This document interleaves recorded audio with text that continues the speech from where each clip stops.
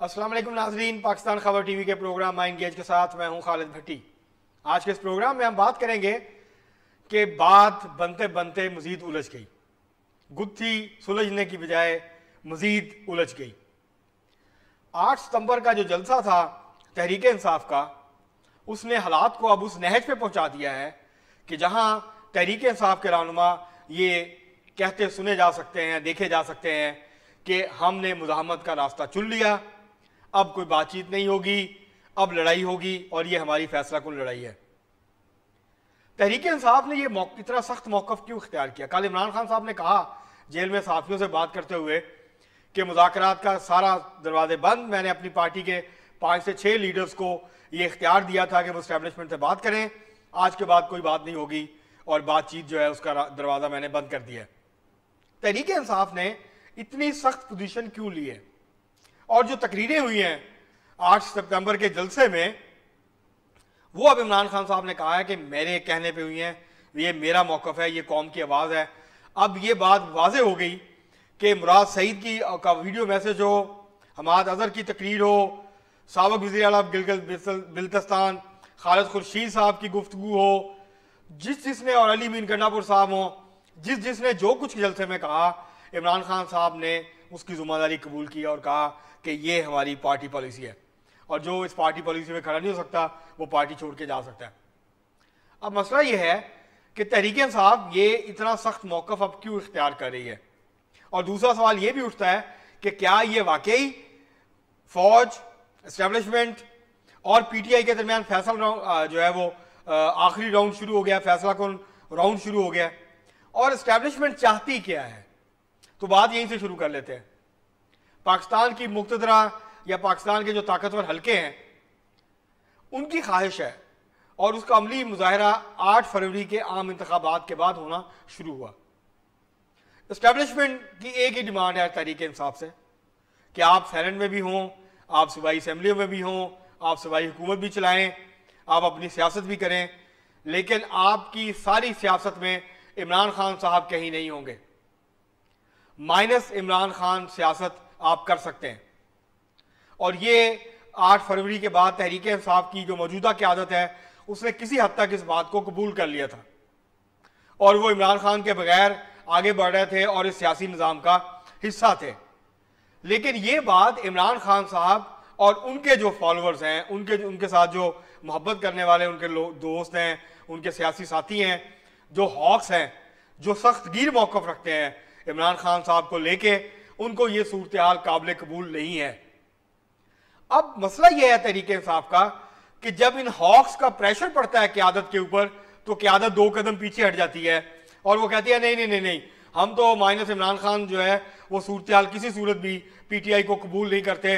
PTI का मतलब इमरान खान है, इमरान खान का मतलब पीटीआई है। ये बात बहुत हद तक दुरुस्त है पोलिटिकली कि इमरान खान ही पीटीआई हैं, पीटीआई ही इमरान खान है। लेकिन इस्टेब्लिशमेंट की ख्वाहिश यह है कि इमरान खान जेल में रहें और तहरीक इंसाफ इस निज़ाम का हिस्सा रहे, इस निज़ाम के साथ चलती रहे। अब ये वो कॉन्फ्लिक्ट है जिसमें कभी शिद्दत आ जाती है, जिसमें कभी कमी आ जाती है।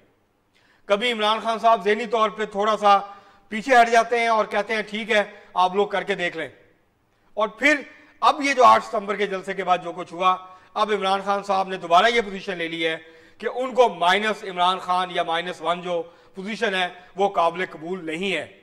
और इस वजह से सूरत हाल यहां पर आन के खड़ी हो गई है कि अब ऐसा लगता है कि तहरीक इंसाफ और पाकिस्तान की मुक़्तदरा आमने सामने खड़े हैं और एक फैसला कौन राउंड शुरू होने वाला है। पहले स्ट्रेटजी क्या थी? 8 फरवरी के इलेक्शन से पहले और 8 फरवरी के इलेक्शन के बाद मुक़्तदरा की हिकमत अमली ये थी कि तहरीक इंसाफ को बहैसियत सियासी जमात बरकरार रखा जाए, इसके ऊपर एक हद तक सख्ती की जाए लेकिन एक हद से ज्यादा सख्ती ना की जाए।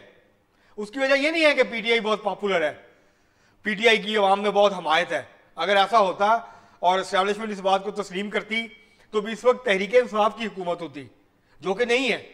इसके बावजूद कि अवाम ने बड़ी तादाद में बाहर निकल के तहरीक इंसाफ के उम्मीदवारों को वोट दिए, लेकिन हुकूमत जो है वो तहरीक इंसाफ ना पंजाब में बना पाई, ना मरकज़ में बना पाई, सिर्फ केपी में हुकूमत बना पाई, ना बलूचिस्तान में है और ना ही सिंध में है।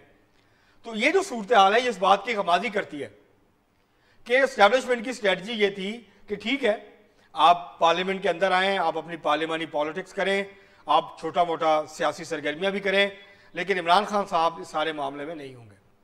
अब जब तहरीक इंसाफ की मौजूदा क़यादत की अक्सरियत ये पोजीशन ले कि आगे बढ़ने की कोशिश कर रही है कि हम इमरान खान के साथ सियासत को आगे बढ़ाना चाहते हैं, हम इमरान खान साहब को जेल से निकालना चाहते हैं और हम इमरान खान की क़यादत में मामला को आगे बढ़ाना चाहते हैं, तो अब वो स्टेज आ रही है जहां एस्टैब्लिशमेंट को ये फैसला करना होगा कि उन्होंने मुकम्मल खात्मा करना है तहरीक इंसाफ का या थोड़ा बहुत इसके वजूद को बरकरार रहने देना है।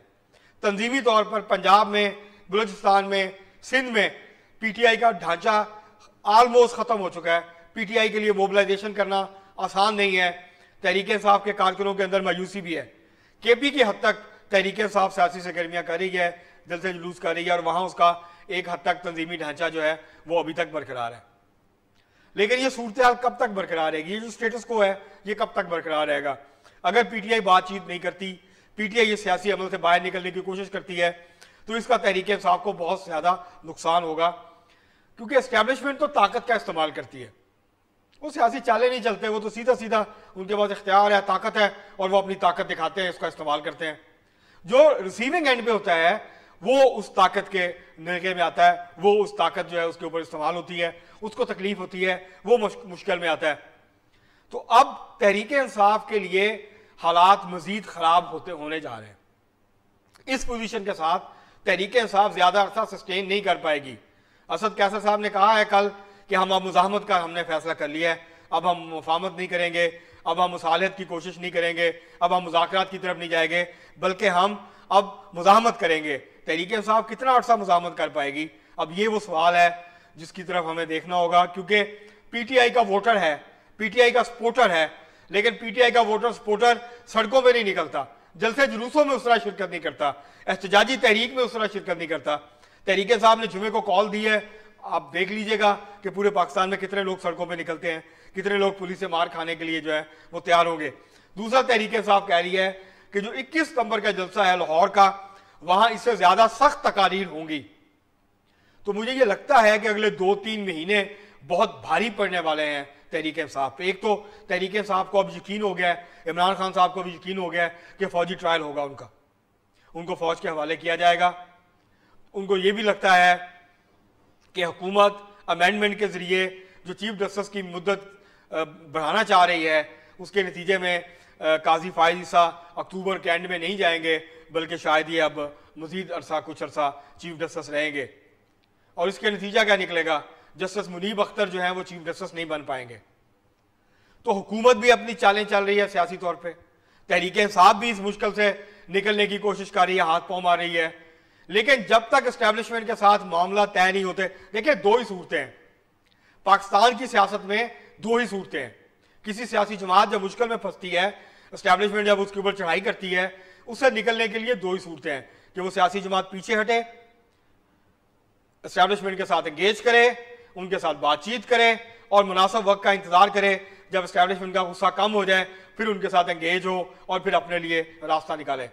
दूसरा रास्ता है अवामी ताकत के जरिए एक इतनी बड़ी तहरीक, अवामी तहरीक शुरू की जाए जिसमें लाखों लोग सड़कों पर निकलें और पूरे मुल्क के अंदर एक भूचाल मुक्त जो है वो उसकी कैफियत हो जाए, पूरा मुल्क एक भूचाल की कैफियत में आ जाए।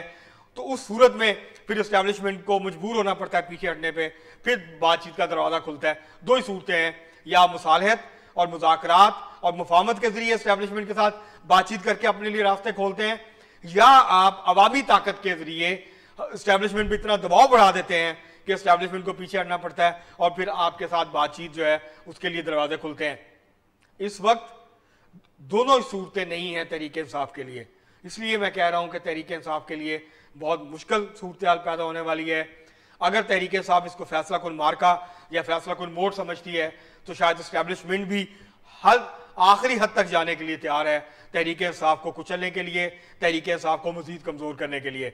और ये सूरत हाल कोई बहुत ज्यादा फायदेमंद नहीं है तहरीक इंसाफ के लिए। अदलिया एक हद तक जो है वो बेल आउट कर सकती है, एक हद से ज्यादा अदलिया भी फिर बेबस हो जाती है। अदलिया भी एक हद से ज्यादा जो है वो तहरीक इंसाफ को बेल आउट नहीं कर पाएगी, तहरीक इंसाफ की मदद नहीं कर पाएगी। और हुकूमत जिस तरह की कानून साजी करने जा रही है, आईनी तरमीम करने जा रही है, उसके नतीजे में अदलिया के लिए और मुश्किल हो जाएगा कि वो तहरीक इंसाफ को बेल आउट करें।